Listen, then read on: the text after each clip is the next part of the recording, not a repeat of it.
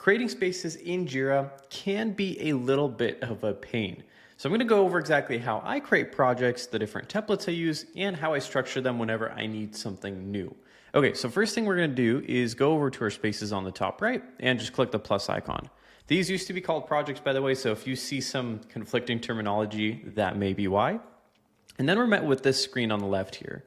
We have all of our space templates, some new stuff with like Rovo creating these spaces, which I think is kind of irrelevant and useless, and then some enterprise stuff with templates. I wish we had that on non-enterprise Jira versions, but here we are.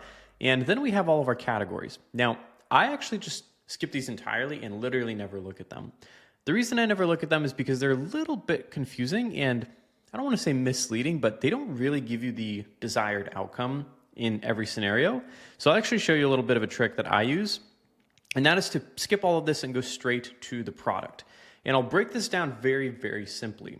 There's really only 3, maybe 4 types of products if you want to include product discovery, and then really only 3 to 4 different spaces you should be creating.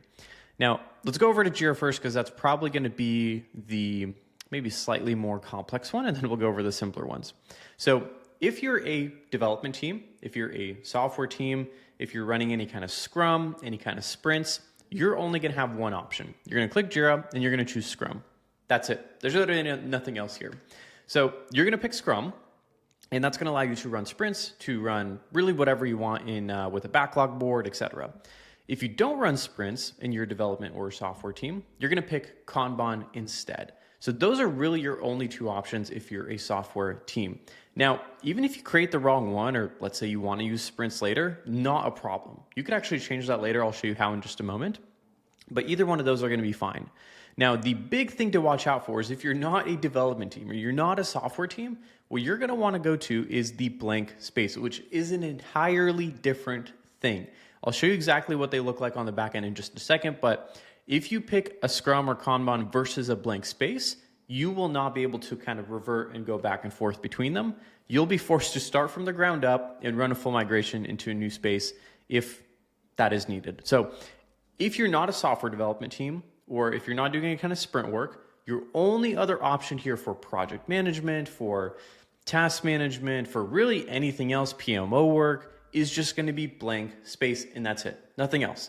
That's going to give you a clean slate to work off of.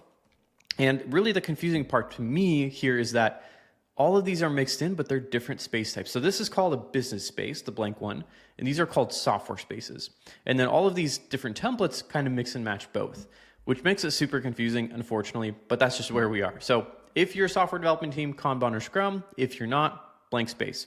Now, if you need something service management related, where something comes in, a ticket comes in, a request comes in, either from an end user or a customer or someone else, that is technically a separate product that you have to pay for separately, but a lot of people use Jira Service Management, and I always start, again, with a blank space here. You really can't go wrong with any of these if you wanted to. The only difference between all of them is that they all start blank, and they start with some pre-filled information, some templatized ways of work on top of that. So technically, if I pick like general service management, I could go in and disable stuff, remove everything that's been kind of added on, and start from scratch again. If you're new to Jira, you might want to try those out, but if you're pretty familiar and you want to build something specific, I would start blank here as well. Now, there is customer service management. I would actually avoid this entirely. This is not quite ready for production. It's really meant to be almost like an intercom alternative, if you will. And I would just say start with JSM for now. It probably needs another year or 2 to really develop into something a little bit more mature before you actually use it. And the last one is product discovery. This one is very similar to JSM, where you could pick a blank space, and then all of these others are really just building on top of a blank space that you could rework, reconfigure. So if you haven't used it, try out a template, see how it works, and then you could go with the blank space later, or just start blank and work on top of it. Okay, so that's how I create these. Let me go over the differences between each of those. So there's really 3 big ones, right? The software, the business, and then the service management. Those are the 3 biggest things we have here in Jira. So here is what a business board looks like. It's very simple, very, very basic. It's very kind of Monday.com, Asana vibe. It has your Kanbans, you could do your list views, you have your forms, your docs. This connects to Confluence, your calendar views. These are really just views that are showing your work in different ways, and that's literally it. So we have like this item here that I could drag in, This is HURS4, and if I go to my board, you should see HURS4 right here. We actually just scheduled it. So this is really just going to show you a very simple, broken down way of work. It does get a lot more in depth, but that's pretty much it when it comes to business spaces. And now let's go to a software space. So as we saw before, this is a slightly different space in the same section for the same product, Jira. Now in here, things are a little bit different. You have things like a backlog, you have active sprints, you have your development tools, your coding tools, your security, things that maybe like a marketing or HR or procurement team will literally never need. And the biggest mistakes that I see being made in Jira most of the time are just selecting the wrong space to begin with. And then they think that, or a lot of people would even recommend these types of spaces because they're more feature rich, but the other business spaces have everything you could possibly need inside of a work management type board. And when you go with something like this, it just overcomplicates and confuses the non-technical teams. And then they start to hate and not want to use Jira. So definitely make sure you're selecting the right ones, because as I mentioned, I cannot revert this to a basic business space like the HR one. I have to recreate a whole new space, run a whole migration, reconfigure all the settings, etc. Now, Kanban and Scrum, you can mix and match because both are still meant for software development teams. And if I wanted to add something new, all I have to do is click the plus icon next to the space. And then in here, I could select Kanban or Scrum.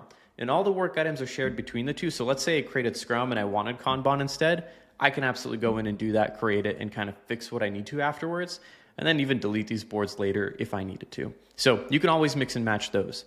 Now the IT or service management portion, let me find an IT project for that. This is a very common one, right? The service management spaces are very different, and they are kind of structured in a very service management way, which it should be like that, where you have queues, you have tickets, you have live chat, you have incidents, problems, changes. And then, as I mentioned, all of the service management spaces or templates are really just a blank service management space with add-ons on top of it. And if I go into the space settings, you could go through and clean all of this up.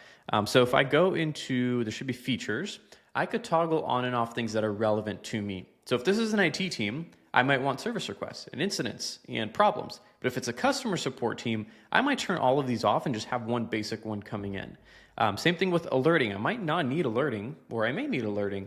So a lot of these are really cool features that you could just toggle on and off that give you features when you need them, take them away when you don't. So that's really it when it comes to service management spaces and spaces as a whole. Again, very simple to kind of pick. If you're a software development team, go with Scrum or Kanban, depending on which one you're using. If you're anything but that and you don't need service management or tickets, pick blank space. And if you're a service management team, go with the blank and then kind of build on top of that with the features.